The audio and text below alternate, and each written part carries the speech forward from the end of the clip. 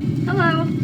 I was trying to think of a video to make that would be useful for a lot of people, so I decided to do a video that's a good overview of pets in general, but trying to word things in a simple and easy way to understand. There are some good videos on YouTube that are like pet copying guides and how to make the perfect pet, but I want to try and make something that would have helped me when I first started making pets. You would press I on your keyboard to access your pets. Some of your pets will have item cards, and all of them will have talents that should help your wizard. This is a pet that I use on my deck wizard that I think is one of the best pets that I have. This button down here is the full talent view, the extended talent view. It shows you the entire pool. This is all of the traits, talents that the pet can manifest. Now they are hidden behind their rarity, but you can usually tell what they are after a hatch, and I will show you how in this video.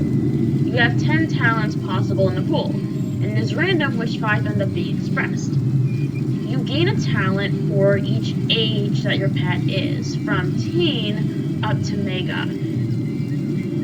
You gain these ages by playing pet games in the pavilion and feeding them pet snacks. Nothing happens when you get your pet's ultra besides that certain jewels that you can socket on your pet require it. Jewel sockets unlock when your pet is ancient, and you would hit a fixed jewels. So an example of an ultra one would be your dealer talents, and as well as your assailant criticals would be a good example of those. So this number right here is called Pedigree, which you should just ignore, don't even look at it. I'm only bringing it up because some people ask what the numbers mean. So the higher the pedigree, the rarer and more epic talents the pet can have. But here's a common misconception. The rarity of the talents do not necessarily correlate to the best talents you would want. The damage talents ending in Giver, for example, are highly desirable, but are only uncommon, which is the second lowest in rarity. You can see that with the number of dots. You can see the number of dots here. So an epic is going to have 4 dots, a rare is going to have 2 dots, an uncommon is going to have 1 dot, and then a common is going to have 0 dots. I currently do not have any common talents, which you can see here is 0. So there's 0 common talents, 1 uncommon, 2 rare, and ultra rare, and then you have 5 epic talents that I have. Additionally, the number considers your derby talents, which are talents that only apply when your pet competes in a derby. Not many people even do the derby anymore. So talents. What talents do you even want, and what talents are good over bad? The talents you should be mostly aiming for are damage and resist boosting talents. Many talents that your pet manifests increases certain stats on your wizard. So talents ending in proof or defy or away increase your resist. Talents ending in giver, dealer, or boon are going to increase your damage. And then you can see it when you look at yourself. You can see that it says plus 9 damage from Duke Trixie, plus 6 damage from Duke Trixie. That's my pet. And you can see it on your resist as well. What some people call the perfect pet would have all damage, or what they call triple double, which is Pain Giver, a School Dealer, your School Giver, Spell Proof, and Spell Defy. I have a double and a May cast. I personally love Pierce Strain. I think it casts one of the most frequently and is the most useful of some of the May casts done in battle. That being said, there is nothing wrong if you also want to throw in other talents you personally want, like the Pierce Train that I wanted. And some people make pets for a specific purpose, like all healing pets or all resist pets for a Jade setup. Generally, accuracy, critical chance, and power pick are undesirable. Talents like critical healer, critical hitter are obsolete late game. But on a pet for an early wizard, a chance to do critical hits in Arc 1 can be pretty useful. As far as boosting your stats go, you definitely do not want talents that boost your health nor your mana. There are talents that boost the stats of your pet itself, and the only one I would say to include, if at all, is Mighty, which boosts the strength of the pet. You can see here what each stat of the pet influences. Strength is one of the stats that determines both damage and resist.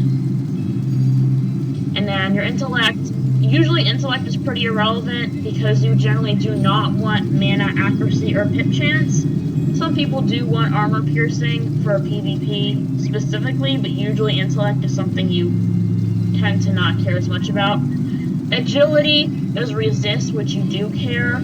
Will is also damage, we definitely care about. Power increases pretty much everything. And then it also has an implication from a pet derby, but most people don't do that. Happiness is what you need to use pet powers, and it's also what you need to play as your pet. So if you hit the pet button over here, I can play as my pet.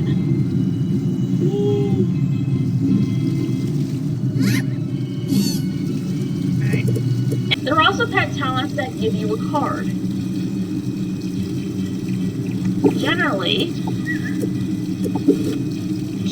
you do not want those you cannot enchant their hits, and it's basically wasting a pet slot, what you can usually get reliably as a treasure card. But early game, a pet like this, where you have, for a Death Wizard, having like a Deer Knight, or Vengeful Seraph, or Pyrosaurus Rex, or Boss Toad, that's for like a fire and a storm, can be helpful if you're creating a pet for a new wizard early mid-game.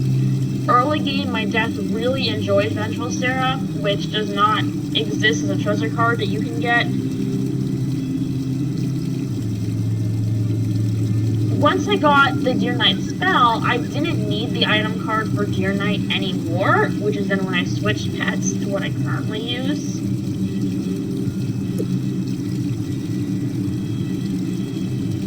In addition to stat boosting talents and providing cards, you also have May casts and Will cast talents. A May cast is where a pet has a chance to cast a spell for you based on certain conditions. A Will cast is when you control when the pet casts it. Let me switch to my Life Wizard and show you how.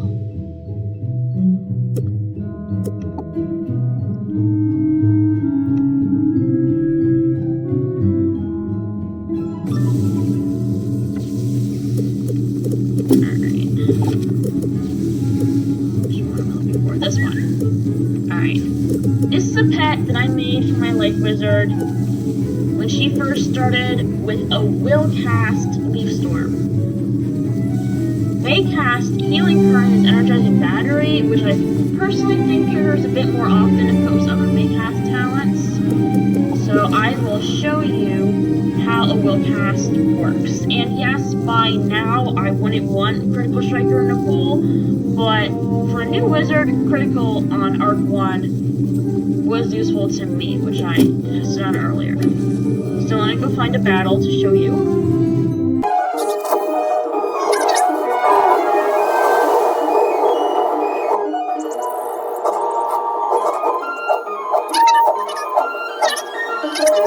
Here.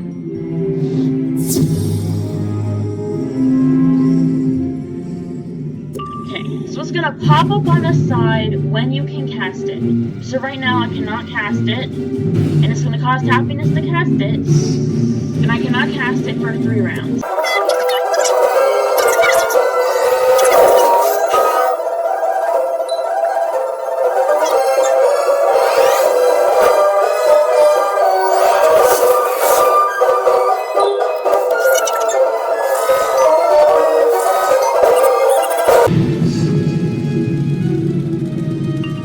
Alright, here we go. It's going to cost 35 happiness. And then I'm just going to pass. This is what my pet is going to do.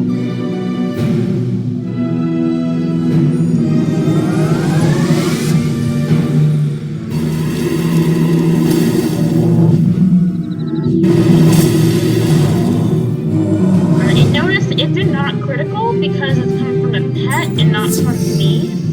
The critical on a pet actually is for your critical, not the pet's critical. Alright. Switch back. I'm going to switch to my myth for how to actually make a pet.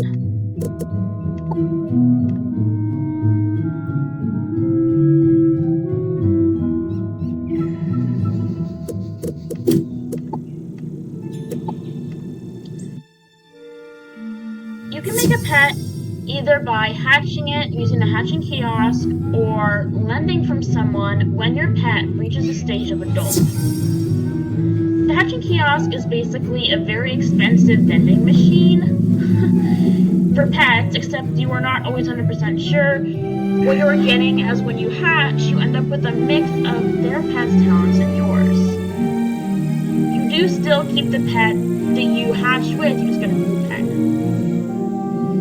The talents do cross horizontally in the extended talent view, so you can tell after you hatch which talents you now have. Yours are from the pet you just hatched with based on its rarity. Alright, I'm going to demonstrate how to use the hatching kiosk when we attempt to hatch out a talent that I do not want. Okay, this is a pet that we would consider a fail, because it provides me the item card of Strong.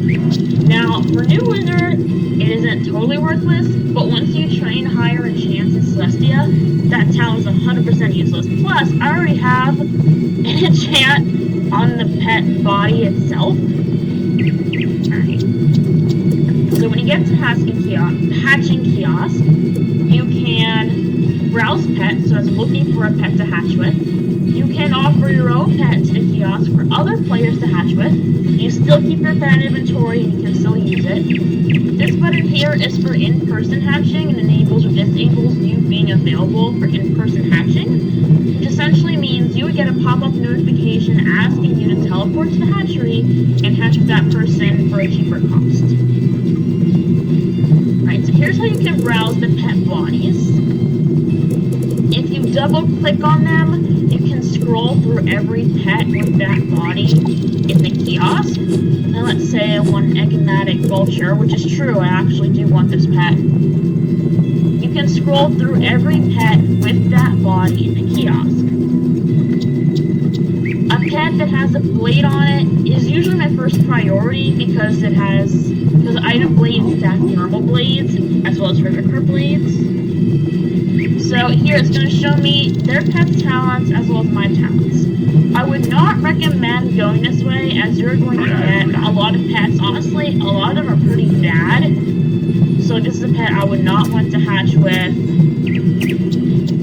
Anyway, so there's a lot of pets here that I would not want to hatch with. So I don't want Defender, for example. So what we're going to do instead is look at this button. This button is going to search for pet talent. So what I can do is I can sort by all talents, or I can search by the in-person talents. In-person tends to have slimmer pickings, and I do have enough gold to hatch normally. So I'm going to search for Myth Dealer, and I'm going to search for Spellproof. And I can say, do I want to search for pets that have either Myth Dealer or Spellproof, or do I want to search for pets that have both Myth Dealer and Spellproof? And I'm sorry, but you can only choose 2 talents to search for. So if I try to do Spell Defying, it's not going to let me. So you can only choose 2. So I'm specifically going to look for a pet that has a talent that I want to replace Strong and is on a body that I want. This is actually pretty decent, but here's the problem with this one, for example, right? So the way you would tell after hatching if your talent is gone is by its rarity. So if I hatch with a pet with Myth Giver in its exact same slot, they're both uncommon. So after I hatch with it, I'm not going to be able to tell if the talent is gone or not, because they're both that rarity. I don't want this one. I don't want this giver there.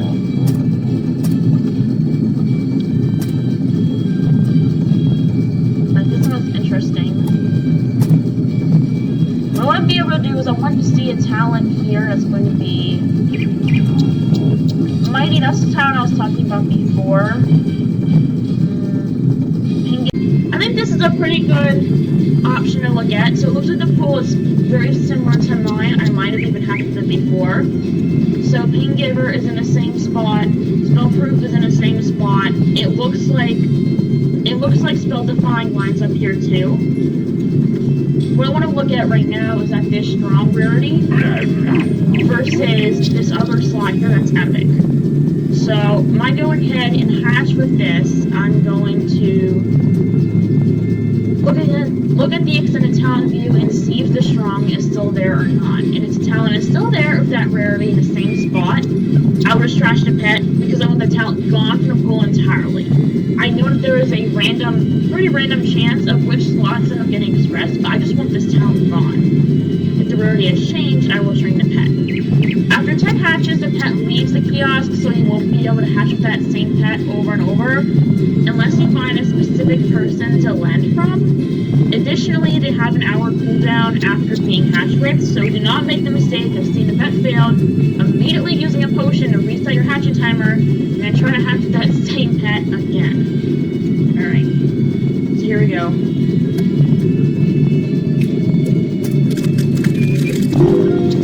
Alright.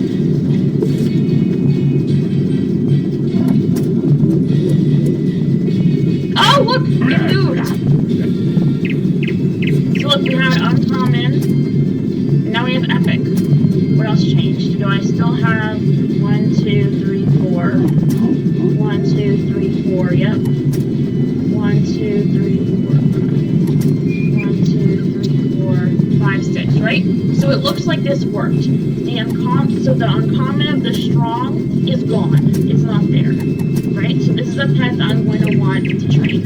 I'm going to want to hatch with this egg. What you can do is hatch it automatically for 35,000 gold, which,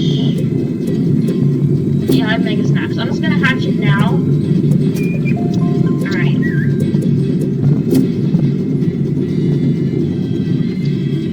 My favorite game is Grumpy Gobblers.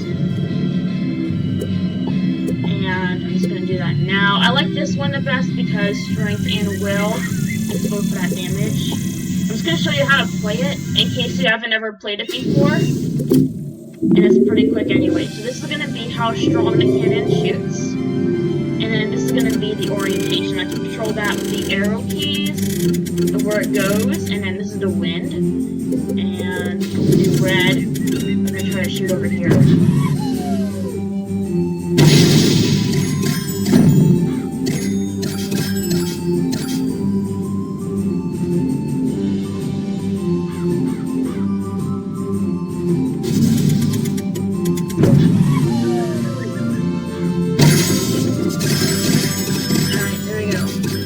One blue left.